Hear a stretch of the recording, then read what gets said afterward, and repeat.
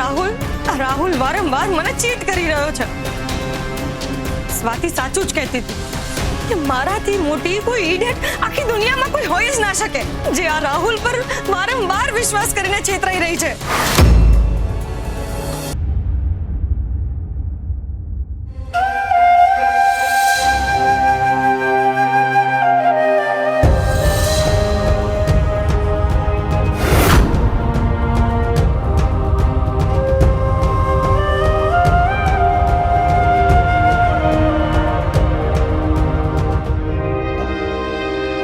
બાપરે, આટલા બધા મચ્છર! આટલું મોટું આલીશાન ઘર બનાવ્યું છે પણ જ્યાં જો ત્યાં બધે જ મચ્છર. અને આ લોકોએ મચ્છરો માટે કઈ વ્યવસ્થા પણ નથી કરી રાખી.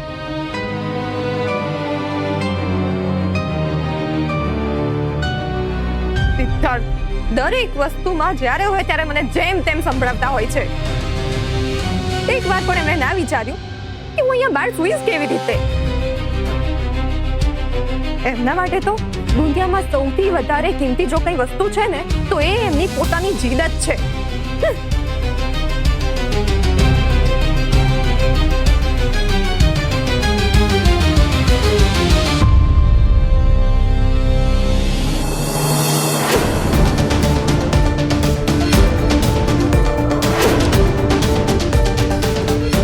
સ્વાતિ કેટલી જિદ્દી છે, એનું ઈગો ઓગળવા જ નથી દેતી. વાંધો નહીં, હું પણ જોઉં છું અત્યારે કે કેટલા દિવસ આ રીતે એકલી બહાર રહી શકે છે.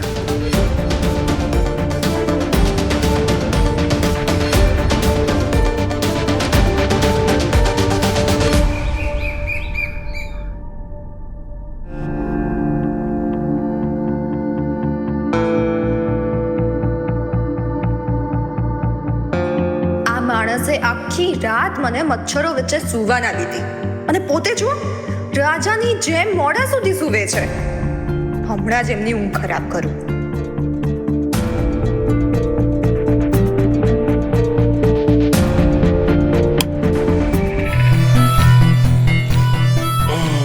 હંસા, પડદો બંધ કર પ્લીઝ. મારા મોઢા પર તડકો આવે છે. હંસા, સંભળાતું નથી. પડદો બંધ કર પ્લીઝ. હંસા, સાંભળે?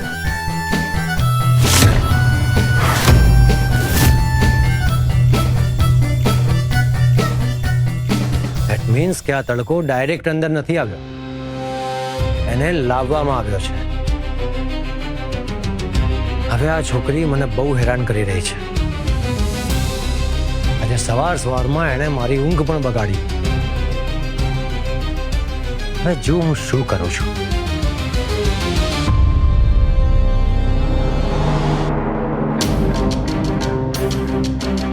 રૂપા દીદીને જિંદગીમાં ક્યારેય કશું સમજાતું જ નથી.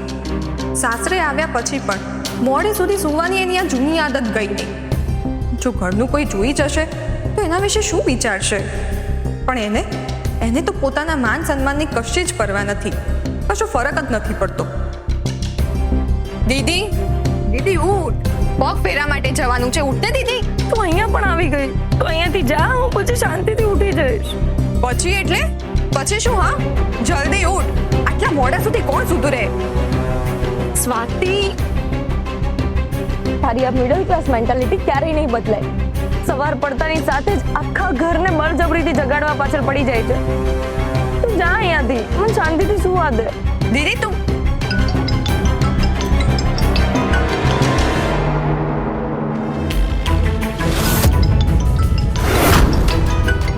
એટલે સવારમાં વિની રાહુલભાઈને કેમ કોલ કરી રહી છે?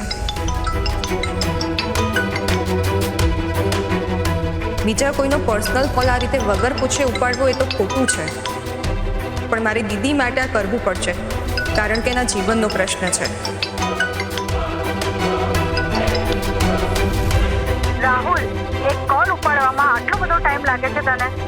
હું બસ 5 જ મિનિટમાં તારા ઘર પાસેથી તને પિક કરું છું. જલ્દીથી બહાર આવી જજે. Okay, by.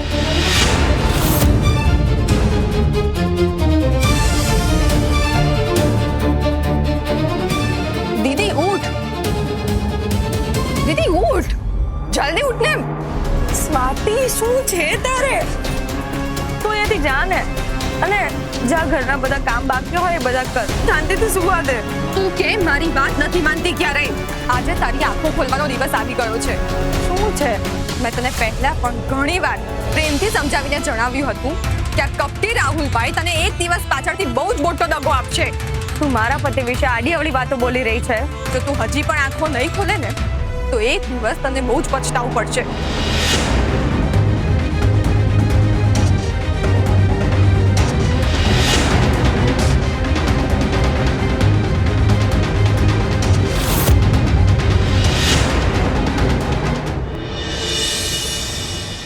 છોકરો પણ છે ને, હમણાં આવું છું કહીને ગયો તો પણ હજી સુધી પાછો કેમ નથી આવ્યો? અરે મોટા ભાભી, આટલી ચિંતા શું કામ કરો છો? એ બંનેના લગ્નને હજી થોડો સમય તો થયો છે. તમે કહેવા શું માંગો છો? એટલે એમ કે સ્વાતિ અને સિદ્ધાર્થ વચ્ચેનું ડિસ્ટન્સ ઘટી રહ્યું છે. આઈ થિંક મને લાગે છે કે બંનેને એકાંતમાં સમય પસાર કરવાનો ઉત્સાહ કંઈક વધારે જ છે.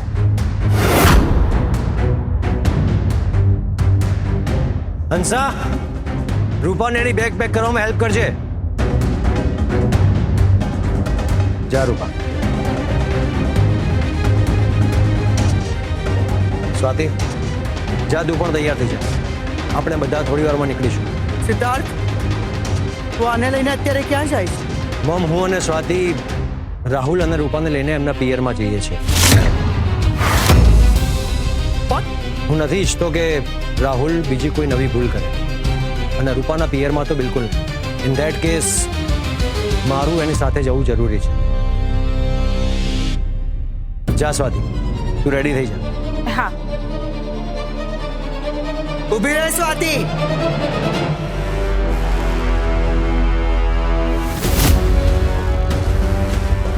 મારી મરજી વગર તું આ ઘરમાં એક ડગલું પણ નહીં માંડે. સાંભળ્યું ને તે? તારો કાળો પડછાયો મારા સિદ્ધાર્થના રૂમમાં તો શું, ને જીવનમાં પણ હું જોવાનું પસંદ નથી કરતી. તારે સિદ્ધાર્થના જીવનથી દૂર રહેવું જ પડશે. તને મારા દીકરાના રૂમમાં રહેવાની પરમિશન કોણે આપી? તમારા દીકરાએ જ. એમને બળજબરીથી મારો હાથ પકડીને એમના રૂમમાં રહેવા માટે મને મજબૂર કરી છે. મોટા ભાભી, વગર વાંકે સ્વાતિ પર આટલો ગુસ્સો ન કરશો. આ છોકરી પાસે પોતાના પાપ છુપાવવાના બહાના રેડી જ હોય છે. મારી હકીકત જો તમને બાના લાગતી હોય તો એમાં હું કંઈ ના કરી શકું. જોયું ને રંજન, કેવી કાતરની જેમ જીભ ચાલે છે આ છોકરીની. એકચ્યુઅલી હકીકત તો એ છે કે સૌથી પહેલા સ્ટોર રૂમમાં અને પછી પાર્કિંગમાં રહીને આ છોકરી બધાની સિમ્પથી મેળવવા માંગતી હતી ઘરમાં. મોટા ભાભીની વાત સાચી છે. આના જેવી છોકરીઓ પૈસાદાર છોકરાઓને પોતાની જાળમાં ફસાવાના ધંધા જ કરતી હોય છે.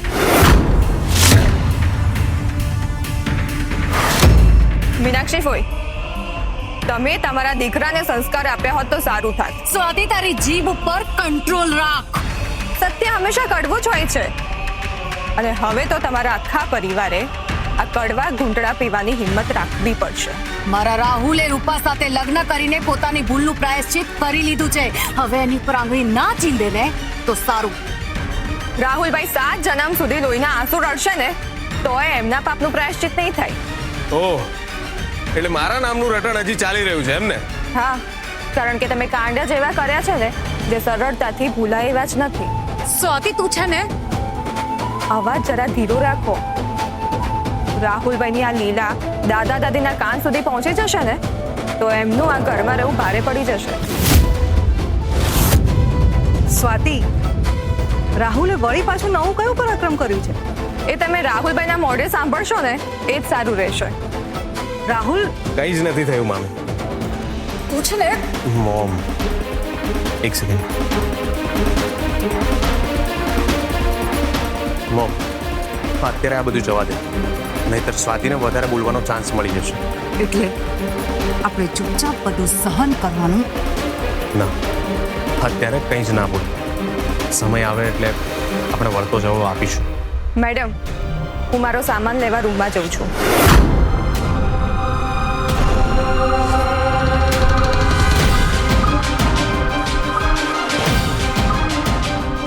જોયું ને ભાભી, આ છોકરીની જીભ કેવી કાતર જેવી ચાલે છે. તમે ના પાડીને તો પણ બહાનું શોધીને તો સિદ્ધાર્થના રૂમમાં ગઈ. એમાં માત્ર એ છોકરીનો વાંક નથી, સિદ્ધાર્થનો પણ વાંક છે. હાલો મેડમ, તમારી આપેલી સાડી અને ઘરેણાં આ મને નથી જોઈતા. આ બધું જ તમે તમારી પાસે જ રાખો.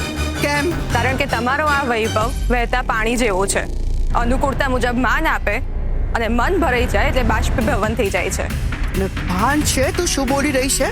બરાબર ભાન છે મને. મને તમારા આ ઘરનું ખોટું માન પણ નથી જોઈતું કે વગર વાંકે અપાતું અપમાન પણ નથી જોઈતું.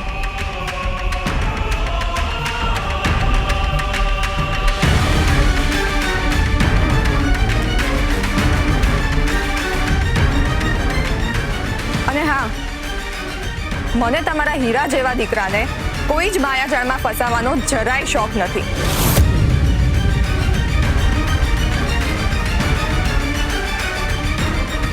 બોલ, હું આજે સ્વાતિને લઈને એના પિયરમાં જાઉં છું. સો આઈ રિક્વેસ્ટ યુ કે મને રોકતા નહીં. ચાલ સ્વાતિ.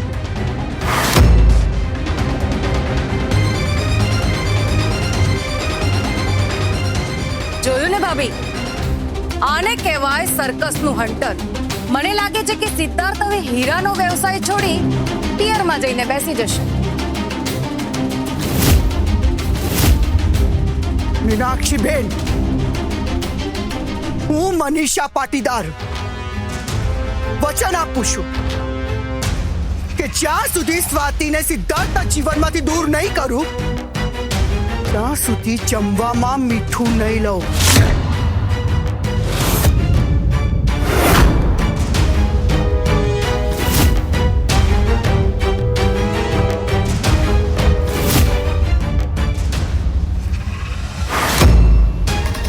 મારું આ રોજનું બેસ્વાદ જમવાનું મને હંમેશા યાદ અપાવશે કે મારે મારા જીવનના સ્વાદ રૂપી મારા દીકરાને મારી પાસે પાછો લાવવાનો છે.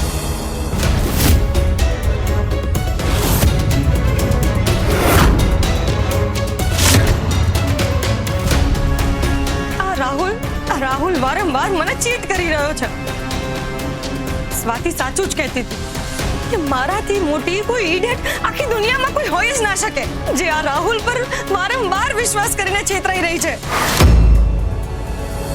તું આ હોશિયારી મારવાના ચક્કરમાં આખા ઘર સામે શું નવું કરી રહ્યો છે? અરે યાર, ખબર નહીં પેલી સ્વાતિ મારા પાછળ કયા જન્મનું વેર વાળવા હાથ ધોઈને પડી છે. ટુ બી વેરી ઓનેસ્ટ, આ કાદવ તે ઉછાળ્યો છે ને, તો હવે તારે જ પોતાના હાથે સાફ કરવો પડશે. એટલે એમ કે તારે તારી ઇમેજ બચાવવા માટે જો રૂપાના પગે આડોટવું પડે ને તો સેજ પણ અચકાતો નહીં. ક્યુ આર યુ મેડ? હું એ છોકરી સામે માથું ના નમાવું તો પગે પડવાની વાત તો દૂર રહી. અમેલીગો, તું તારો અમેલીગો સાઈડ પર મૂક. કારણ કે રૂપા આખા પરિવારની પ્રોપર્ટી હડપવાનું એકમાત્ર હથિયાર છે. જો એકવાર બાળક આવી જશે તો બધા જ પ્રોબ્લેમના સોલ્યુશન મળી જશે. ત્યાં સુધી કોઈ જોખમ ના લેવાય. એટલે કહું છું, જા રૂપા પાસે.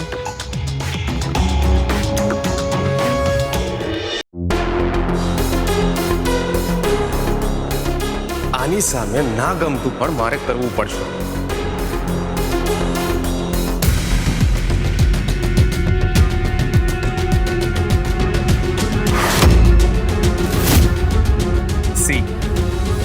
અમારા ડાયમંડ કલેક્શનનું બેઝ પીસ ફક્ત ને ફક્ત તારા માટે મંગાવ્યું છે. નથી જોઈતું મારે. ખોટા નાટકો ચાલો. સાચું ને? નથી જોઈતું ને? પછી એમ ના કહેતી કે હું તારા માટે કશું લાવ્યો ન હતો. સાચું કહું ને તો આ ગિફ્ટ હું તને લગ્નની પહેલી રાતે જ આપવાનો હતો, પણ થોડું લેટ થઈ ગયું. મેં કીધું ને એકવાર કે મને નથી જોઈતું. જા જઈને પેલી વિનીને આપ. સ્વીટહાર્ટ, તે સાંભળ્યું એ સાચું નથી. તારી બહેન દ્વારા ઊભું કરવામાં આવેલ અર્ધ સત્ય છે. એટલે હું કઈ સમજી નહીં. વિની સાથે લગ્ન ન થવાથી એ બહુ ડિપ્રેસ થઈ ગઈ છે. એટલે તું એને ડિપ્રેશનમાંથી બહાર કાઢવાનો હતો? ના, હું તો માત્ર એને એટલું કહેવા ગયો હતો કે હવે બહુ લેટ થઈ ગયું છે. હવે હું માત્ર ને માત્ર રૂપાનો છું. તારી બેન હંમેશા આવું જ કરે છે અને તું માની પણ લે છે. આ ઘરની વહુ બનવા માટે મેં કેટલું કર્યું હતું, અને હવે હું આમ રિસાઈને ફરીથી પેલી ઝૂંપડીમાં તો નહીં જ જાઉં. મારે ગમે તેમ થાય પણ બધું સોર્ટ આઉટ કરી જ દેવું પડશે. બેબી, શું વિચારે છે? કંઈ નહીં. હવે તું એટલા પ્રેમથી મારા માટે ગિફ્ટ લાવ્યો છે તો લાવ હવે. અને ચાલ હવે જલ્દી આપણે રેડી થઈ જઈએ, મારા ઘરે જવા મોડું થાય છે. સારું, ચાલ.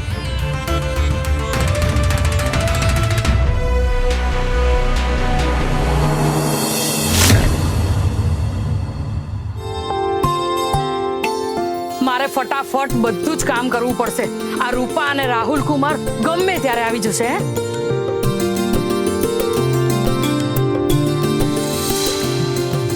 અરે રે, દીવો લાવવાનું તો ભૂલી ગઈ. મમ્મી, મમ્મી, મમ્મી ક્યાં ગઈ? શું છે તારે? એક નહીં બે કુમાર આવે છે. મેં હમણાં જ જોયું, એ લોકો કારમાંથી ઉતરતા હતા. શું વાત કરે છે? સ્વાતિ અને સિદ્ધાર્થ કુમાર પણ આવે છે? હા.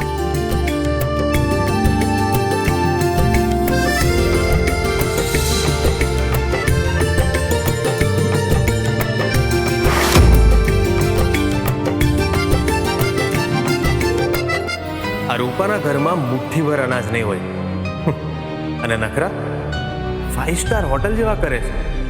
આવો આવો કુમાર.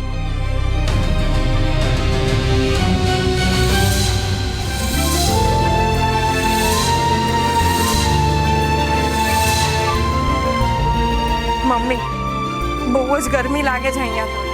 અડધી જિંદગી અહીંયા કાઢી છે અને 2 દિવસ શું શાસ્ત્રામાં જઈને આવી ત્યાં પિયરની ગરમીથી પગમાં ફોડલા ઉપડે છે. તું આ પંચાયત કર્યા વગર અંદર જઈને મસ્ત ઠંડુ શરબત લઈ આવ મારા માટે.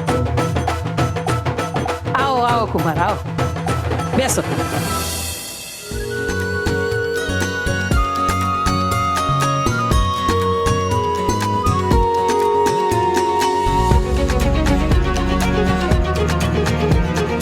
સ્વાતિ, સિદ્ધાર્થ કુમાર, તમે લોકો આવ્યા તો બહુ સારું કર્યું. હો, આવો આવો બેસો.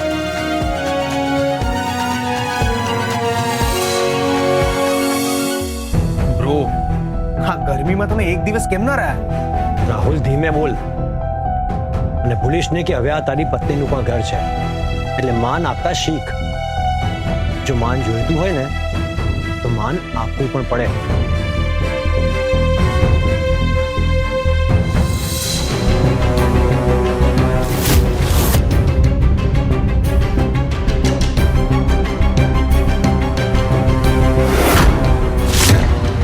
માં, પપ્પા ક્યાંય દેખાતા નથી. કામથી બહાર ગયા છે. સ્વાતિ દીદી.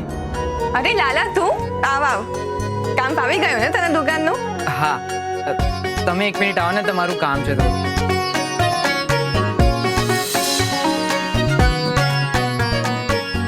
હાલો. આ શું છે? આ સંજયભાઈએ મોકલાવી છે ને માત્ર તમને જ વાંચવાનું કહ્યું છે. ચાલો, હું જાઉં.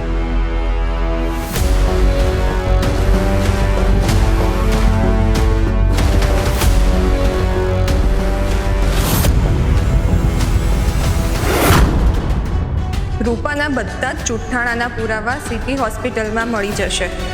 પ્રોબ્લેમ વધે એ પહેલા ત્યાં જઈને હકીકત જાણી લે સ્વાતિ. દીક્ષિતન સંજય. હે ભગવાન, શું કરું હવે? અહીંયાથી કઈ રીતે નીકળું? જો જવાનું કહીશ તો 10 સવાલ ઉઠશે. સ્વાતિ, હા, શું થયું બેટા? શાયનું શું થયું? તારા મોઢા પર આ બાર કેમ વાગી ગયા છે એમ પૂછું છું. તારા હાથમાં આ ચિઠ્ઠી શાની છે? આ તો લાલો આપી ગયો ને. હા. કેમ?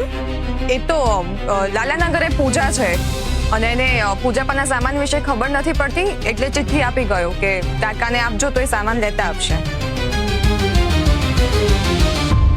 શું એ લાલિયાના ઘરમાં પૂજા છે અને એણે મને જ નથી કીધું?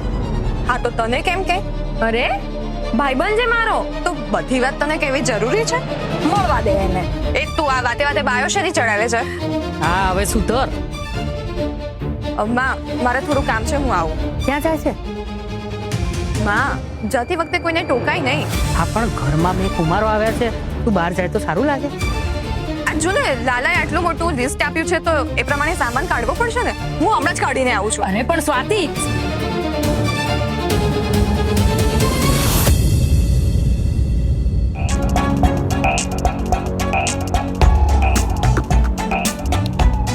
બાય ધ વે તમારું ઘર બહુ મોટું છે નહીં?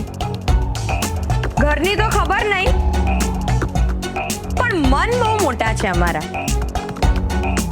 ઓફકોર્સ ખાલી મન જ નહીં, એના મચ્છરો પણ બહુ જ મોટા મોટા છે. એ રૂપાળી, આ તારી વસ્તુ મૂકીને ભૂલી જવાની આદત હજી સુધી ગઈ નથી હે? શું થયું મમ્મી?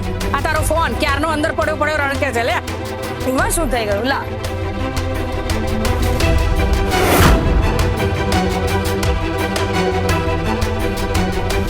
લેબમાંથી ફોન? શેના માટે?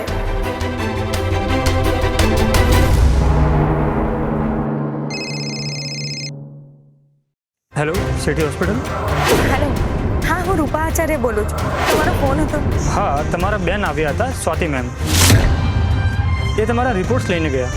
શું? શું થયું રૂપા?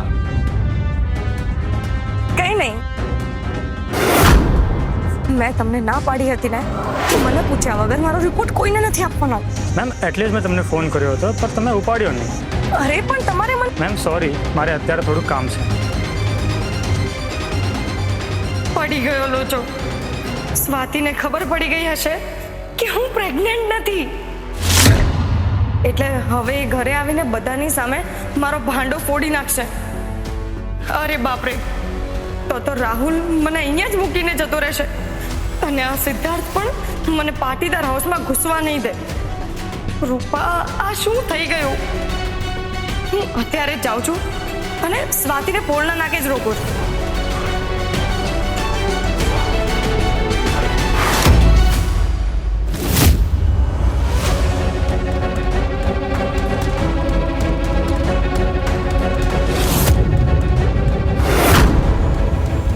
સ્વાતિ,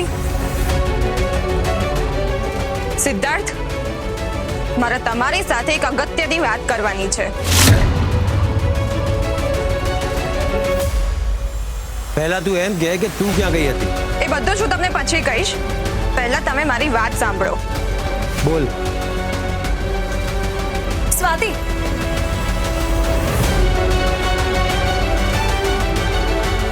મારે તારી સાથે બહુ જ ઇમ્પોર્ટન્ટ વાત કરવી છે. ચાલ મારી સાથે.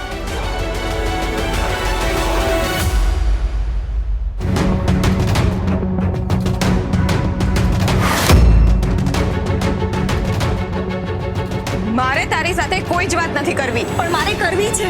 મને ખબર છે કે તારે શું વાત કરવી છે. તારું જુઠ્ઠાણું પકડાઈ ગયું છે દીદી, અને હવે એ બધાની જ સામે આવશે. સ્વાતિ, તું ગાંડી થઈ ગઈ છે. આ તું શું બોલે છે? મને મારા રિપોર્ટ્સ આપી દે, નહીં તો શું? હા, નહીં તો મરી જઈશ કે પછી મારી નાખીશ? દીદી, તને સમજણ પણ પડે છે કે તે શું કર્યું છે? તને જરાય શરમ નથી આવતી? મને તો તને મારી બેન કહેતા પણ શરમ આવે છે. એક સ્ત્રી માટે માં બનવું એના જીવનનું સૌથી મોટું સુખ હોય છે. તો એને જ મેં મારા સુખ સુધી પહોંચવાનો રસ્તો બનાવ્યો. તો એમાં મેં શું ખોટું કર્યું? લાજ શરમ તો તે નેવે મૂકી દીધા છે. પોતાનું નહીં તો પપ્પાના સંસ્કારોનું તો વિચારવું હતું. બસ, હંમેશા મારે બીજાનું જ વિચારવાનું. તો હું મારું ક્યારે વિચારીશ? ખોટા રસ્તે ચાલીને ક્યારે સાચા સંબંધ સુધી નથી પહોંચી શકાતું. તું તો પહોંચી ગઈ ને, મારું પાનેતર પહેરીને રાજગાદી સુધી. રૂપા દીદી, દર વખતે તું કરે એ સાચું અને હું કરું એ પાપ. તને હજી પણ નથી લાગતું કે તે કંઈ ખોટું કર્યું છે? ના, કારણ કે રાહુલ સાથે લગ્ન કરવા માટે મારી પાસે આના સિવાય બીજો કોઈ રસ્તો જ નહોતો. રાહુલે મને પ્રેમ કર્યો. એની સાથે જીવેલી દરેક ક્ષણ મારા માટે સુખ હતું. એની સાથે હોવું એ દરેક પળ મારા માટે સ્વર્ગ હતું. અને અચાનક ખબર પડી કે એણે મને છોડી દીધી. તો ડૂબતો માણસ શું કરે સ્વાતિ? ડૂબતો માણસ હાથ પગ મારે, હોડી શોધે, પણ કોઈ લાશનો સહારો લઈને કિનારા સુધી ના પહોંચે. અને જે બાળક છે જ નહીં તેને હાથો બનાવ્યો. આટલું મોટું જૂઠાણું, આટલો મોટો દગો. દીદી, તને સમજાય પણ છે કે તારું આ બોલેલું અસત્ય જ્યારે બધાની સામે આવશે તો શું થશે? કેટલા લોકોનો ભરોસો ભસ્મીભૂત થઈ જશે. પણ ખબર કેવી રીતે પડશે? હું કહીશ. અસત્યને દબાવી રાખવું એ પાપ છે અને હું એ પાપ નહીં કરું.